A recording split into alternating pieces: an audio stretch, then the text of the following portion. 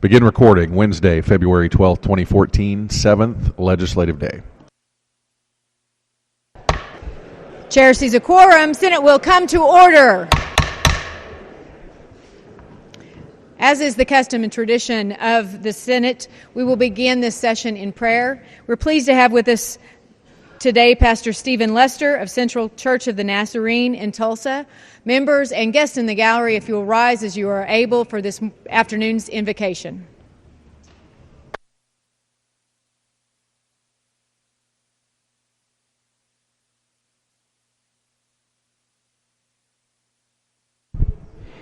Madam President, would you recognize Senator Bingman for an announcement? Mr. Pro Tem, you are recognized for an announcement. Thank you, Madam President. I would like for the record to reflect the appointment of the following senators as conferees on the General Conference Committee on Appropriations as being the same as the members of the Joint Committee on Appropriations and Budget. Mr. Leader. Madam President, would you recognize Senator Rob Johnson for presentation of Senate Bill 906?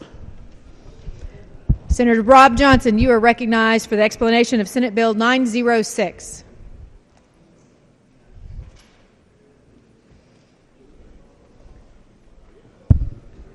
Thank you, Mr. Floor Leader. Thank you, Madam President. Madam President, I'd ask unanimous consent to restore title. Members, you've heard the unanimous consent request without objection. That will be the order. Thank you, Madam President. Please direct my comments to the body. Senate Bill 906 is commonly referred to as the National Popular Vote Bill. I have had this bill out here in this building for about 4 years, and I have tried to visit with every single one of you individually, answer any questions, explain the merits of the bill. I know there's a lot of misinformation out there. There was a lot of confusion, which is why I've tried to take as much time as I can to sit down with each one of you individually and explain and answer any questions you have. I'm going to save most of my time for questions and for debate and answer anything I can for you. But the premise of the bill is under Article 2, Section 1 of the Constitution. It allows the states to determine how they want to award their electoral votes. And that's what this bill addresses. It states that Oklahoma is going to enter into a compact, through an interstate compact agreement with other states, to when we receive, that we all pledge that we will award our electoral votes to the winner of the national popular vote once there's a majority of the electoral vote states that join the compact. So once states that equal 270 electoral votes all sign on and agree, then we will all cast our votes for the winner of whoever gets the most votes nationwide. The reason I got so interested in this bill is having grown up pretty much working in politics, whether it be in Washington, D.C., here on the local level, I've realized that we have great citizens of the state of Oklahoma. We have active citizens that participate in elections. They go vote in elections. But in presidential elections, their vote doesn't matter. Their vote doesn't matter at all, because for my history of voting, ever since I've been 18, everyone knows which party's going to win Oklahoma in the presidential election. So both presidential candidates don't come here. We don't get a presidential visit. We haven't had one in a very long time, and we're not the only state. 4 out of 5 states in the 2012 election did not receive one visit from a presidential or vice presidential candidate. They only go to the battleground states. They don't spend any time here. They don't spend any money. Oklahoma, combined towards both presidential candidates last year, donated approximately $7.1 million to presidential candidates, and 0 of those dollars were spent in Oklahoma on advertising. I don't like the fact that my constituents are disenfranchised, that they are told, a voter in Florida is more important than you. A voter in Ohio is more important than you, and we're going to go talk to them. We're going to try and get them, because that's what it boils down to. 2/3 of the money in the 2012 presidential election was spent in 3 states, and 2/3 of the visits by those candidates were in 3 states because they were the battleground states: Ohio, Florida, and Virginia. Those 3 votes gave it a 360,000 vote margin of victory for the winner. Oklahoma alone had over a 400,000 vote margin of victory, and we only had a 48.2% turnout. I think Oklahoma's vote should count just as much as someone else's, and that presidential candidates should come here, give their message here, and we get as many people out to vote as we can, because every vote should matter. With that, I'm happy to answer any questions, Madam President. I look forward to the questions. I look forward to the debate. That concludes explanation of the bill. Will there be questions? Senator Jolly, you're recognized for a question. Thank you, Madam President. Madam President, does the senator believe that the main reason to do this is so we can have more money spent in Oklahoma and so we can feel less lonely during presidential election campaign season? Thank you, Madam President, for the question. The answer for my colleague from East Edmond is that is not the main reason that I feel that. I personally never feel lonely. I have a lot of friends. But I think Oklahoma's voters are just as important as every other voter in the country. And I don't think we should be setting national policy and presidential candidates on both sides be running to issues that only people in Florida or Ohio care about. I think that the concerns of people in Oklahoma should matter just as much as those concerns of people in battleground states. Follow up. Madam President, does the gentleman believe that the policies of the United States would be different somehow if we were to adopt this bill that only a portion of the states would be abiding by? Thank you, Madam President. The answer is absolutely, I do think so. I think we have policies that are enacted because presidential candidates are running towards the battleground states and trying to make sure they gain favor in those states. And I think both sides of the aisle have done it. I think we have steel tariffs because people in Pennsylvania were concerned about that. I think we have the prescription D legislation because of Florida. These are things that swing states care about, that presidential candidates have to go and talk about and adopt their policies towards those states. I'm personally worried if environmentalists in Pennsylvania or Ohio decide that fracking is completely, evil and that we should ban it.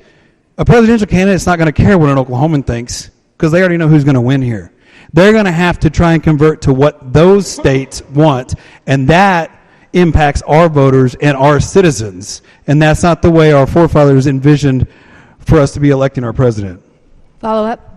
Madam President, can the gentleman work us through the constitutional basis? He mentioned it in his opening, but could you work us through it? How does this work in relation to the Electoral College? And is this changing the intent of the Constitution and or changing the Constitution in any way, shape, or form? Madam President, thank you for the question. That is a very, very important question and something to distinguish, because the number one objection I get from people when they call my office or when I talk to them about this is they don't want to go against the Constitution, or they don't want to change what the forefathers intended. And once I have the chance to explain it to them, which I'm about to do for all of you, is they come around and realize that this is completely constitutional. Because Article 2, Section 1 of the Constitution, and I don't have it memorized, so apologize, but it says, each state shall appoint in such manner as the legislature thereof may direct a number of electors. The court has held that we have plenary power in appointing however we want to appoint electors. A lot of people think, it's always been this way, winner take all in every state. That is not the case. In the first presidential election we've ever had, there was only 3 states that did a winner take all system, which is what we do now. There's only 3 states that actually did it. There was a variety of different ways they did it, whether it was the governor appoints the electors, the legislature appoints the electors. Massachusetts has changed the way they award electors 13 times in their history. We have 2 states right now that don't do a winner-take-all system. They do it by congressional district. So it's up to the individual legislature, and that is our power and our right to determine how we want to award them. This is not changing the Constitution. It's not a constitutional amendment abolishing the Electoral College. This is actually preserving the Electoral College. And I don't have any intention of abolishing the Electoral College, because I think that would take away Oklahoma's power in a presidential election. Because under this proposal, we can actually withdraw from the compact at any time, and it retains that right with the state of Oklahoma for us to be able to determine how we award our electors. Follow up. Thank you, Madam President. I have a question about the impairments clause, but before I get to that, you just mentioned that or the senator from West Edmond just mentioned that we could get in and get out. How exactly, if we get into this, once we're in, if we decide that this is a bad idea, what's the exit method and what is the impact of Oklahoma's exit on the national popular vote compact as it's structured? Thank you for the question. Madam President, once we enter the compact, nothing changes until enough states that equal 270 electoral votes actually join the compact. But all of the legislation that's being passed, because we're already halfway there. 10 states have already adopted this, and there's, I apologize, 137 electoral votes that are already a part of this compact. We would add 7 more if we enacted this. But at any time, you can withdraw from the compact. Now, there is a 6-month window where you can't do it before the election. We would have to be out 6 months prior to the general election, and that's to preserve that a state doesn't come up right before the election and say, okay, we know how it's going to go, and now we're pulling out. So at any time, it's a simple vote of the legislature. Just like we're going to enact it, you can withdraw. You run a bill that says we are no longer a part, and then we are withdrawn from the compact. If any time the compact falls below 270 votes, everybody reverts back to their original statutes, which in our case, if we were still apart but it fell below 270, we would go back to the winner-take-all system that we currently have. Follow up.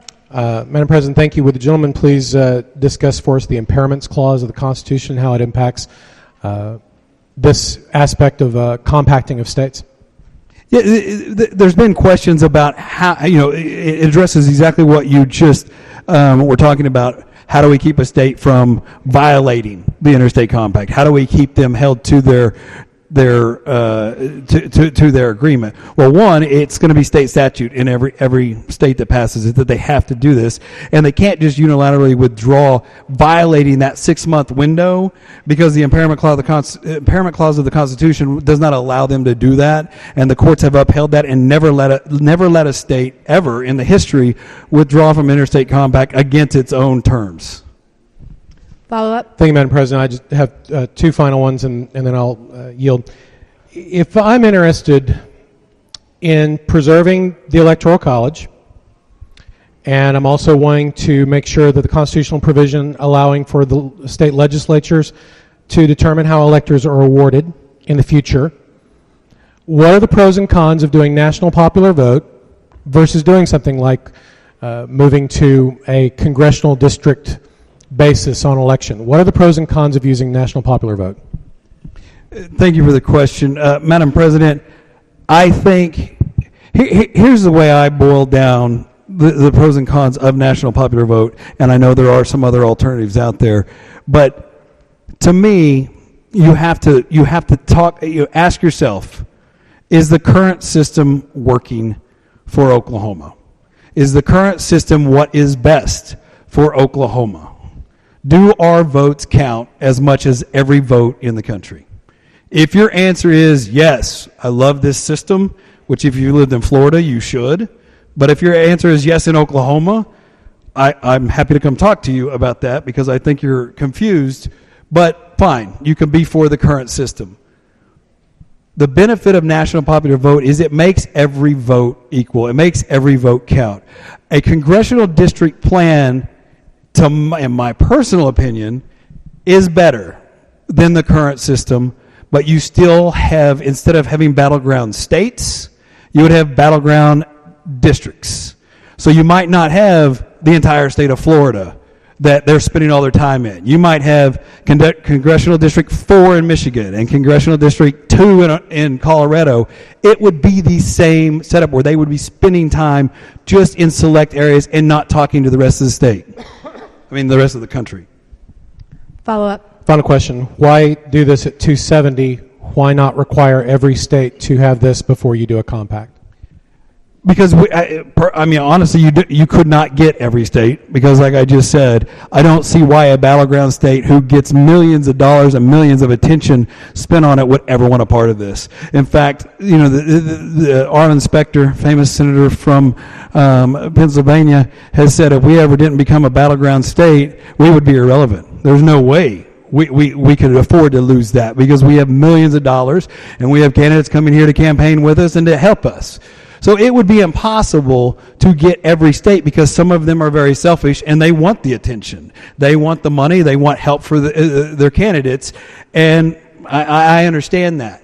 And we put the bill is drafted at 270 because that's a majority. Now, we're not saying, it's very important to realize, we're not saying those compacting states are the only one. We don't count up the votes among them. It's still for the entire country.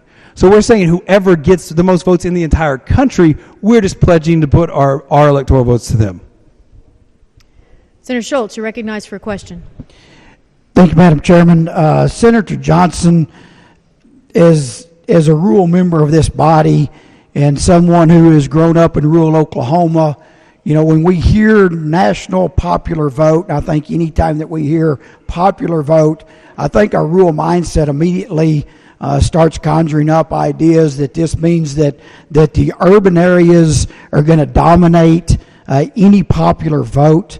Is there any validity to that argument? Madam President, thank you very much for the question. No, there is not. I hear that. I've heard that concern before, and I honestly, I understand where it comes from, but you have to understand that in the entire country, only 15% of the population lives in the largest 50 cities in the United States of America. The 50th largest being Arlington, Texas, which I'm sure most of us are familiar with, which is about 350,000 people. So when we get this concern of big cities, some of them in the top 50 aren't even that big, but you calculate the top 50 and only 15% of the population actually even resides in them. And I think this bill would not change in any way the people getting out to vote. It'd be up to the candidates to figure out where they want to target. My personal opinion is mid-America, people like Oklahomans are probably more incentivized and more likely to go vote anyway, and if they think their vote would matter. And I would think this would actually help more of outside the bigger cities than it would the big cities. Follow up. Thank you, Madam President. Senator Johnson, one of the grave concerns that most of us have, if you look back at Oklahoma's voting history, in certainly the last two presidential elections, you would be asking our delegates to cast their ballots for the candidate who was not the winner of Oklahoma. And I'm concerned that you're asking us today to give up that right, and I'm wondering if we should consider that, and is that worthy of consideration and asking us to do that to offset the votes in some of the bigger states? Madam President, I appreciate the question, and the answer is there is a trade-off. The number one concern I've gotten over the past few weeks from one side of the aisle is that very point, that our electors would go to a different candidate than the state actually voted for. And my response to that is, it is a trade-off.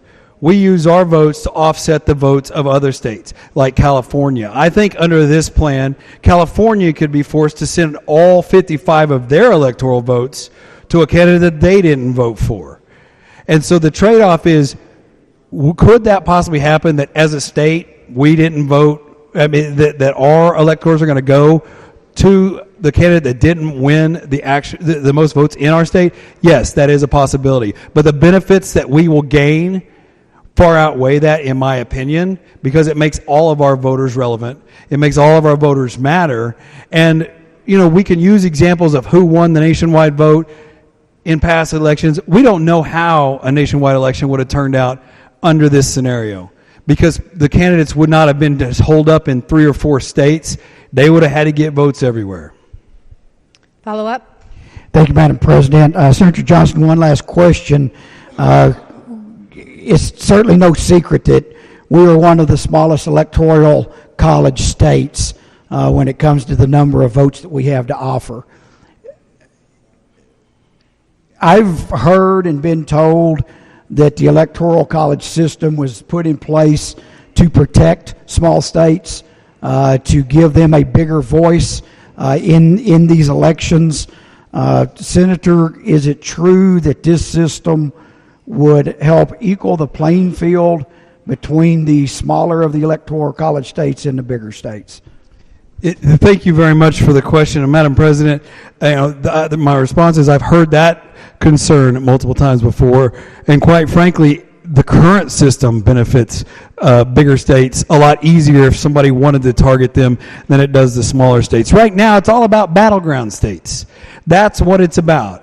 Some small states sometimes are battleground states, and some large states are sometimes battleground states. The largest state in the country, the most electoral votes, is California. It's not a battleground state. It hasn't been in over 20 years. The reason that this would not, and let me address it this way. People say, oh, maybe you could get the 12 biggest states together and you could control the entire election. My response to that would be, it's much easier to get the 12 biggest states together under the current system to control an election than it would be under this. Because you take the 11 biggest states, not 12, you take the 11 biggest states in the country, if they all voted together, and they don't even have to get 50% of their vote, they just have to get a plurality. But a plurality in all 11 of those states vote together, those 11 states will pick the president every single time. Under this, for the same thing to occur, you'd have to get 100% of the vote in all 11 of those states in order for them to secure the election alone. So this actually says, you know what? You might get 51% of the vote in Florida. Well, the 49% is going to count against you or count for the other person. Whereas right now, all you got to do is run out in the 11 biggest states, get a plurality, and you're going to control the presidential election. But in reality, we all know, out of the 6 biggest states, the last 20 years, 3 are solidly Republican, 3 are solidly Democrat. They're not going to vote together. So that concern that the biggest states could control it, are you telling me that New York and Texas are going to work together on every presidential election and pick the same person? I don't think anybody believes that they would all be on the same page. Senator Shoemate, you're recognized for a question. Thank you, Madam President. Wouldn't you agree that if you had a national popular vote or a vote that was decided by the entire population, those seeking those votes would build a strategy that would most definitely target where they might find a vote for a lesser expense, therefore having a situation where states like ours with smaller media markets or even more of our rural communities where it's perhaps less expensive to get your message across become more attractive than larger media markets? Madam President, thank you very much for the question. And my colleague from Tulsa makes an interesting, a very good point that it all boils down to where you think you can appeal to voters and how much that is going to cost you. Everybody in this room has run an election. You've all had to look at, how do I spend my money? What is the most effective? How do I reach my voters? How can I get the most votes for my dollar? So absolutely, Oklahoma City, Tulsa have some of the cheapest media markets in the entire country. You look at the cost that it's going to cost you to run ads in Oklahoma City versus what it's going to cost you to run in Los Angeles, there's no comparison. So if you're going to go try and get an extra 200,000 votes, where are you going to try and get them? Are you going to say automatically, I'm going into New York City, I'm going into Los Angeles?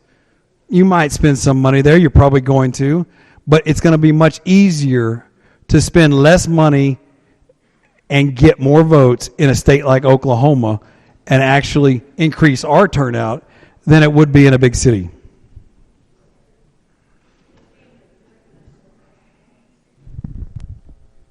Barely heard you. Thank you, Madam President. And I'd have to give kudos to my colleague from Edmond for the effort here. It's impressive. I just had a couple questions. How many states currently are part of the compact? There are 10 states, and I apologize that I can't name them off the top of my head. In debate, I will get them to you, but I seem to have lost that piece of paper that I wrote them down on, and actually I found it. There's 10 states, 136 electoral votes, and I can list the states if you would want, but there are 10 currently in. Thank you, Madam President. My concern, as you know, is that we'll follow those states, of course, because those are the population centers, and I think my colleagues across the aisle would like the answer to this question. How many of those states are red so far in that compact? As far as when you say red, I'm assuming you mean leaning towards one persuasion. But I'll tell you, all 10 of the states or districts that have currently adopted this are blue states. Thank you, sir. Senator Lovelace, You're recognized for a question. Thank you, Madam Chairwoman. Today I was visited by the State Republican Party chair, and he had a letter with some concerns, and I was just curious if you'd seen that, and how would you respond to that? Thank you very much for the question. And Madam President, I do realize that the state party chairman was in the building today, and I will say I did not get a chance to visit with him. He did call me on Friday and told me that he was not in favor of this piece of legislation, and I asked him to come by my office. I told him I would be happy to visit with him at any time. He hasn't had the chance to do that yet, but I've been out of the office most of today, so I haven't got to sit down and visit with him. I have talked to counting him, I've talked to 5 state party chairs of Oklahoma, 4 previous ones and the current ones, and 4 of them have emphatically told me that they support this concept. They're in favor of this concept after I've explained how it works. I did get a copy of the chairman's letter, and quite frankly, I agree with most of what is in his letter. Unfortunately, a lot of it doesn't pertain to this piece of legislation, which is why I would like to visit with him, because he seems more concerned with turnout in Oklahoma in presidential primaries and making sure we maximize our amount of turnout, which is exactly what my bill is trying to do, is trying to get more people to the polls. And this bill does not affect presidential primaries in any way. It doesn't have anything to do with that. I know there's legislation out there that does address that, but those are completely separate issues. And if someone is worried about making sure our votes count and that we need to get as many votes as we can, and they're in support of that, in my opinion, they should also be in support of the National Popular Vote bill. So I do look forward to having the time to sit down and visit with him. Sarah Marlatt, you're recognized for a question. Thank you, Madam President. Thank you, Senator Johnson, for bringing this forward. The only question I have is there a grassroots movement to pass this bill? It depends on your definition of grassroots. I've got people on all sides. I will just leave it at that. Senator Dahm, you're recognized for a question. Thank you, Madam President. I was curious in the last few elections, for instance, in the 2012 election, if you know what the difference was between the 2 candidates in number of votes. I'm sorry. Madam President, I did not hear the middle part of that question. I'll repeat it, Madam President. You may repeat your question. I was curious if you know the difference in the 2 candidates, the number of vote differential between the 2 candidates in the last 2012 presidential election. Thank you, Madam President. Honestly, off the top of my head, I have so much information in it, and I have a limited capacity. I don't know the number off the top of my head. I have it here on my desk, and I'm happy to look for it when I get done with questions. But you probably have it right in front of you, so if you would like to tell me what it was in a question, I'm happy to address your next question. Follow up? Absolutely. With the difference of 5 million votes in the 2012 election, how exactly would Oklahoma's additional votes have made a difference? Thank you, Madam President. That is a very good question, because what I've tried to explain to people is we don't know what the vote count would have been under this system. Colorado was a battleground state last cycle. Lots of money poured in there, lots of activity, 70% turnout. It went for the Democrat. Oklahoma, no activity, no money, 48% turnout. And all the other flyover states that are there, that I call any state a flyover state if they're not a battleground state, same thing. No incentive to vote. No incentive to go out and do anything. California even is a great example. Republicans in California feel disenfranchised because by the time they get off work, they're already saying, Florida's been called for so-and-so, Ohio's been called for so-and-so, and they're like, why in the world am I going to go home and go vote? Especially when I already know one party is going to win my state. Under this scenario, 5 million votes, okay, easy. I mean, you could make those up in a heartbeat if every single vote mattered. Follow up. Thank you, Madam President. I appreciate the member acknowledging that we do not know what the consequences of this could be. They very well could be negative. I'm curious if he is aware of how many registered voters there are in the state of Oklahoma. No. Like I said, my brain is almost fried. I don't know how many we've got. It's on a piece of paper here, too, that I'm happy to look for, but I assume you have the answer in front of you. Follow up. Thank you, Madam President. With the under 2 million registered voters in the state of Oklahoma, of which I believe you said it was around 48% that actually voted in the last presidential primary, that would give a differential of about 1 million potential extra voters. So my question is, with a difference of 5 million voters in 2012, a difference of 10 million voters in 2008, a difference of 3 million voters in 2004, and a difference of 2,000 voters of 500,000 voters in the year 2000, how exactly would Oklahoma's potential 1 million extra voters, if every single one of them got out to vote, how would that make a difference using this system? Madam President, I was never good at math, so I got a bit confused with all the numbers floating around. But I will tell you this. I'm not saying, and no one's ever claimed, that the state of Oklahoma unilaterally is going to change the presidency. Our votes are going to be what changes the entire outcome of the election. I'm saying I would rather, and by my figures, if we could increase Oklahoma's vote on our registered voters from the 49% that turned out to the 70% that Colorado got, which I think is very doable if we actually have, say that all of our votes count also, that's an increase in about 575,000 votes just in that one election cycle. Not a million. I'm not saying we're going to get 100% turnout. 575,000 additional votes. Those votes matter. Those votes combined with other states of similar values can affect the outcome. And what people need to realize is, are those votes important or not? Because right now, 2000, we all know what happened in Florida. A shift in 2004 of 60,000 votes in Ohio. 60,000 votes changed one way or the other. We would have had President John Kerry. Those are the things I'm trying to avoid. I think you shouldn't focus on battleground states. My constituent's vote is just as important as somebody that lives in Ohio. And I hope you agree that your constituents matter just as much as somebody in Ohio. And if you do, we need to do everything we can to make sure their vote counts. Follow up. Thank you, Madam President. I appreciate the leniency of the members, and I appreciate the talking points as they are being presented. But my other question is, in the year 2000, if you know who it was that won the popular vote and who it was that won the Electoral College vote. Thank you, Madam President. I'm surprised that my very scholarly colleague doesn't know the answer to all these questions, but I will tell you, I do know who won the popular vote in 2000 and who won the Electoral College. I think everyone is very familiar with that election cycle, where Al Gore did receive the 4 times in our history, the person that received the most votes, popular votes, lost the Electoral College. And that was one of those years. Al Gore received the popular vote, and George Bush won the Electoral College.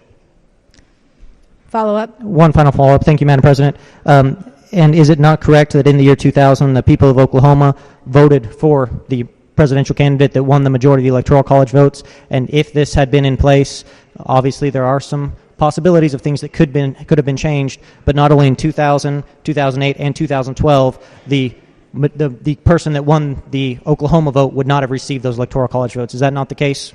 Madam President, while I appreciate the question, I've already stated I have no idea who would have won the popular vote if this was in place, because we don't know who would have won. I promise you, in 2000, George W. Bush would not have spent near as much money in Florida and time in Florida if he just had to pick up 500 votes in Texas. It's a completely hypothetical question, because those candidates would have gone and spent the money and the time where they thought they could get the votes. So we don't know what the outcome would have been. Are there further questions? Senator Johnson. Connie, you are recognized for a question. Thank you, Madam President. Senator Johnson, did you know that the statements that you are making in support of the popular vote are very similar to the ones that the people in the gallery are here about today? I did not know that. Follow up. Thank you, Madam President. Did you know that there's a question as to whether, as you stated, the current system is working for Oklahoma's children and veterans and cancer patients. And perhaps a popular vote movement might further support more appreciation, more recognition, and more support for what the popular voice is saying in our state. Madam President, once again, I've gotten a little bit lost on the question. I think the point was made, and if that is the point you want to make, then okay. A further follow-up with the question on the bill at hand. Yes, Madam President. Did you know that I support this bill? And I agree with you that it is about the will of the people. And in Oklahoma in particular, being able to have our votes matter. Did you know that? I did know that, and I appreciate my colleagues' support on the measure and making sure that the will of the people and the citizens' votes do matter. Thank you, Madam President. Are there further questions? Seeing none, Senator Johnson moves that the bill be advanced. All in favor indicate by saying aye. Those opposed, nay. The ayes appear to have it. The ayes do have it. The bill is advanced. Members, the bill is now before you on third reading and final passage. Will there be debate? Senator Shorty, you're recognized for debate.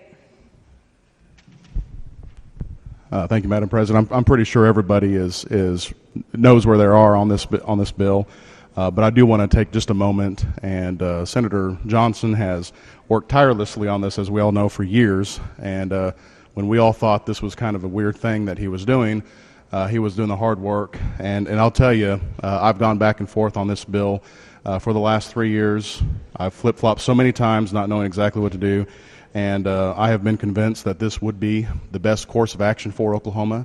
This would be the best course of action for conservative values. This would be a way that our voices for conservative values would be heard on the national scale. And they're not being right now. Look at the amnesty debate. You can see that right now the messaging is being geared towards two battleground states, primarily Florida. And so the amnesty debate is where it is because we are on the type of voting that we have now. This has swayed me tremendously, as well as all the other points that Senator Johnson has made. I strongly urge passage of this proposal, and I think that it's going to be the best course for Oklahoma. Thank you. Senator Sharp, you're recognized for debate. Thank you very much, Madam President. I'm just an old government teacher, and of course this is something that has come up many times when you're an AP government teacher. And of course, again, Senator Johnson has done one heck of a good job stating his side of the view, and of course there are some very good points there. But the Electoral College was the brainchild of our founding fathers, particularly Alexander Hamilton, because he looked over in France, and France was in the middle of the French Revolution, and he was very concerned about the democracy, mob rule. And he did not want mob rule to come to America, and he wanted us to be a republic. So this is one of the many examples when you say why we're not a democracy, in fact a republic. It is this idea of the Electoral College is one of them. And of course the Electoral College, the term electoral means to vote. College actually is a Greek term, means an assembly of wise people. So the idea was by Alexander Hamilton, which is very well explained in his, I think, Federalist numbers 51 and 81, or 82 rather, of the Federalist Papers, as to why he derived this idea of the Electoral College, so that if the will of the people was wrong, in other words, they elected the biggest drunk, and said, ha, ha, ha, this is the biggest drunk, that this council of wise men, so he had the state electors, the state legislature would be selected by the electors, which would be a council of wise men. Of course, this worked well up until the 1800 election, when there was no majority in the Electoral College. Mayor and Burr won the election of 1800, and Jefferson was second. And of course, it created a problem. And then they had the 12th Amendment. And then during the 1824 election, Andrew Jackson lost the election because he thought that he had been messed up. So therefore, he will create then the idea of the winner take all, and also the idea of the electors being just a political process. And that's what we have today. It is just a political process. But again, trying to make we've not elected a Democrat to be president of the United States since 1964. That is why presidential candidates bypass the state of Oklahoma. We only have 3.7 million people in the entire state of Oklahoma. We have 1.8 million voters. It is a state that's all 77 counties in the last 2 elections have went toward the Republican. The likelihood in the next election of it going Republican is very strong. So therefore, but it takes 270 electoral votes. It's much more likely under this electoral system that a candidate is going to stop over in Oklahoma with needing the 270 electoral votes than the popular vote. There's 3 cities in Texas that has greater population than the entire state of Oklahoma. We are a very sparsely populated state, and we just have to accept that, and for candidates to be passing over. The Electoral College, the reason why it's the Electoral College should be preserved is, number one, it preserves the 2-party system. If we did not have the Electoral College, we'd have multiplicities of parties, and those countries having multiplicities of parties do not work very well. And number two, it preserves a plurality elects the President of the United States. We do not have to have a runoff. If we go to this system, it could very well force a change in the entire electoral process of the United States of America, which would create a major problem in our elections. So we should be very, very concerned when we're doing it. Again, Senator Johnson's done one heck of a good job. He has a good side of a debate. But I generally, as I've told Senator Johnson, I usually back him on almost every issue. But this is one. If we go this way, this would be one big disaster. One big one. And it's something we very, very well should be concerned about before we make this decision. Thank you. Is there further debate? Senator Brandon, you're recognized for debate.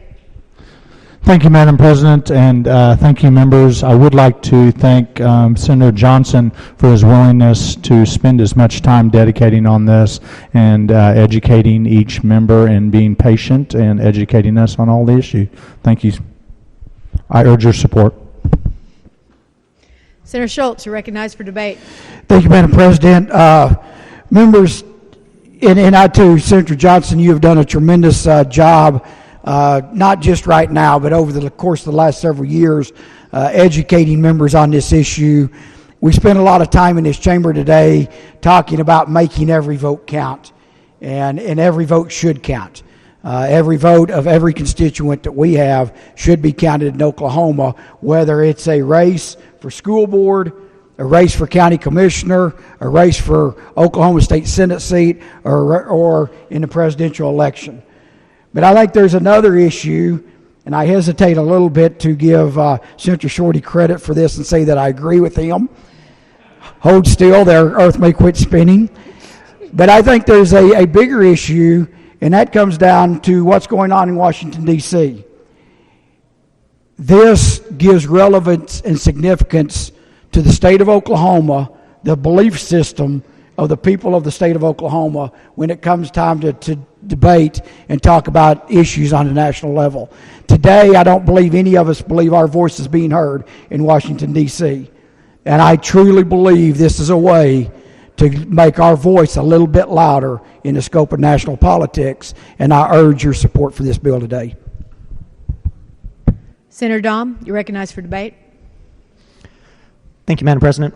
I find it peculiar that 48 people here, 101 over at the House, and the governor can decide this for the 3+ million people in the state of Oklahoma as far as changing a system in which we have elected representatives that vote for who the president is going to be. I find it very peculiar. And if that's the case, I'm wondering why this is not being sent to a vote of the people. If this is truly about what the will of the people is, giving the people a vote, why we aren't sending it to a vote of the people, but why we feel that we can decide for the people what's best, but we don't feel that the Electoral College is sufficient enough to do that. Senator Newberry, you're recognized for debate. Thank you, Madam President. I would like to address for a moment that our founding fathers established us as a republic. And by virtue of a republic, we are all elected to come here and represent our districts.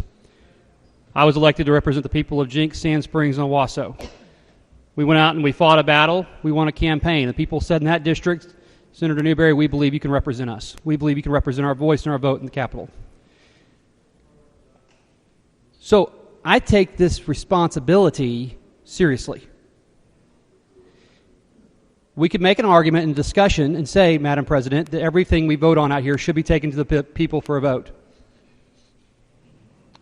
But that is not a republic. And that's not what the people elected us to come here and do.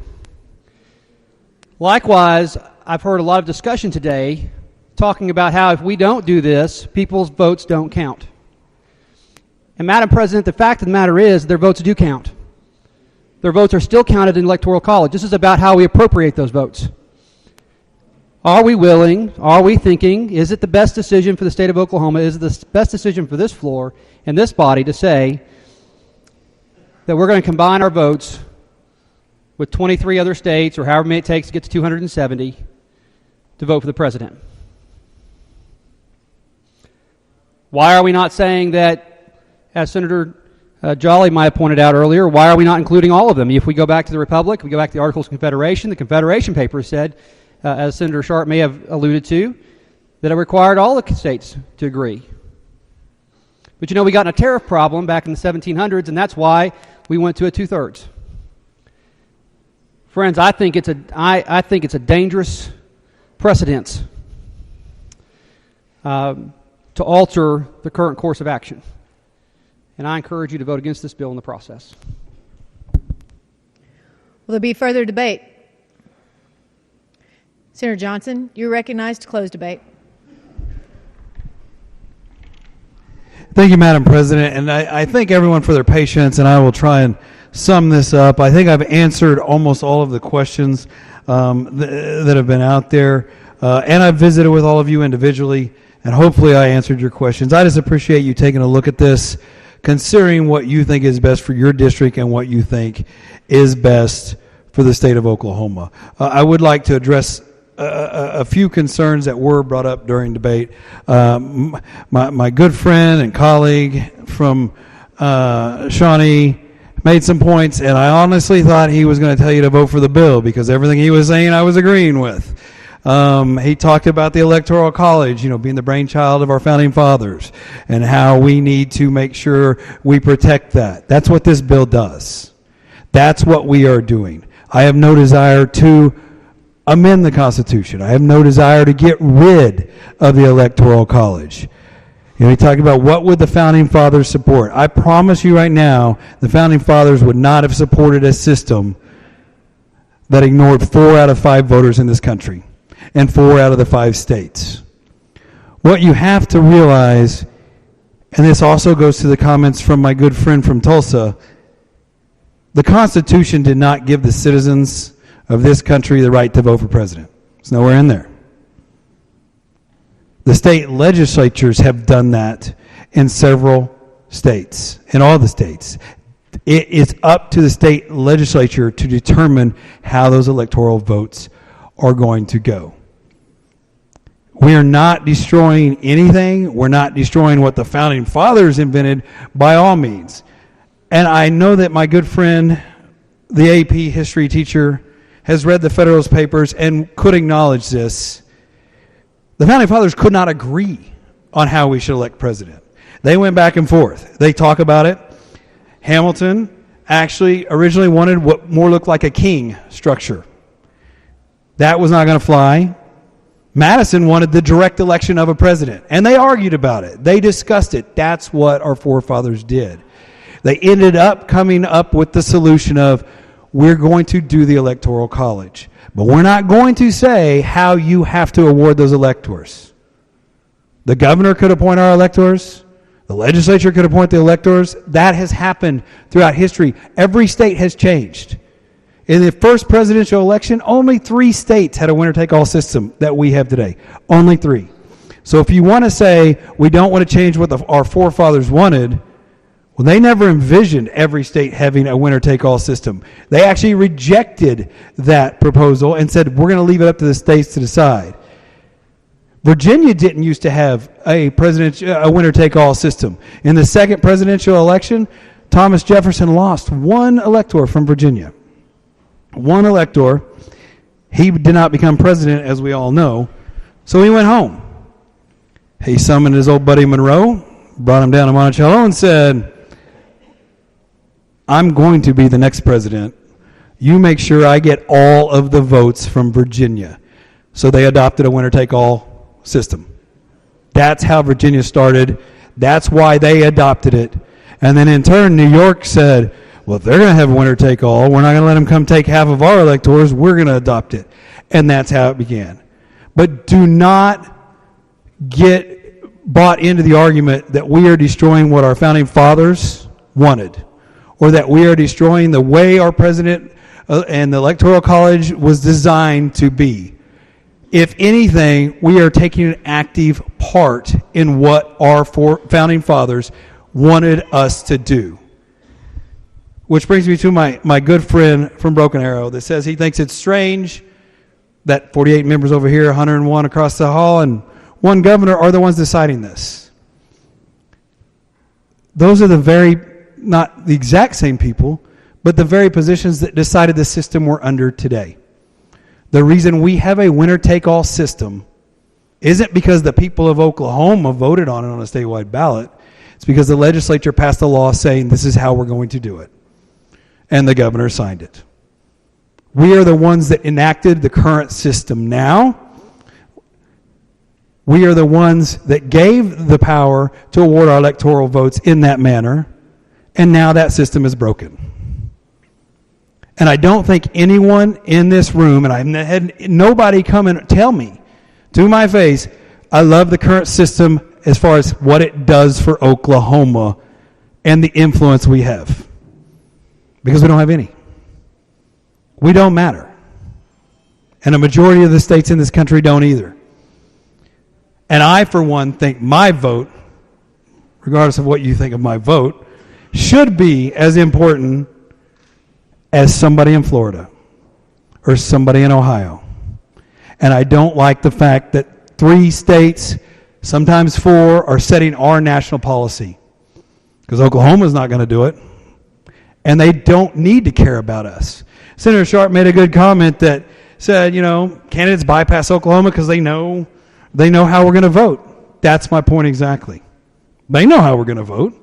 You guys know how we're going to vote. We know how they're going to vote. And all you got to do is get 51%, and that candidate gets all of our electoral votes. There's no incentive for either party to go vote because everybody knows who's going to win. I use my wife as an example in this argument all the time. I talked to her on Election Day 2012. She just got off work. She said, I'm going home, I'm making dinner. And I said, whoa, have you gone to vote? And she said, no. But do I have to? Because in our precinct, the only thing on the general election ballot was president. And she said, do I have to? Romney's going to win Oklahoma, so why does it matter? That's the mentality that a lot of Oklahomans are in. That is the mentality that we need to get away from. And I would ask all of my colleagues, you've all run for election. You've all won an election. I know we have members that have parts of big cities, parts of small cities. And I don't think any of you would say, okay, here's my district. I'm going to focus on 1/5 of the voters, and that's it. By geography, that's the only thing I'm doing, and I'm going to ignore these 4/5. Yeah, I got a town over there of 500 people, but I'm not going to talk to them. I'm not going to send them mail. I don't care what they say. I'm just focusing on my biggest city, or where I think the most votes are for me, and that's the only people I'm going to mail. None of you would do that. But that's what the presidential candidates do, because that's all they have to do. This bill would make Oklahoma relevant and make our votes count just as much as every other voter in this country, and I urge your support. That concludes debate on the bill. The vote will now occur. If you favor the measure, vote aye. If you oppose the measure, vote nay. Clerk will open the roll.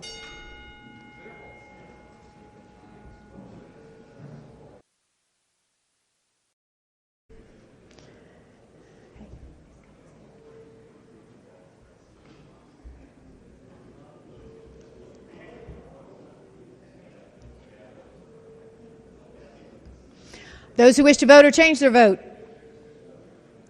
Clerk will close the roll. Having received 28 ayes and 18 nay votes, I declare the same two have passed. Mr. Leader. Madam President, I yield for announcements.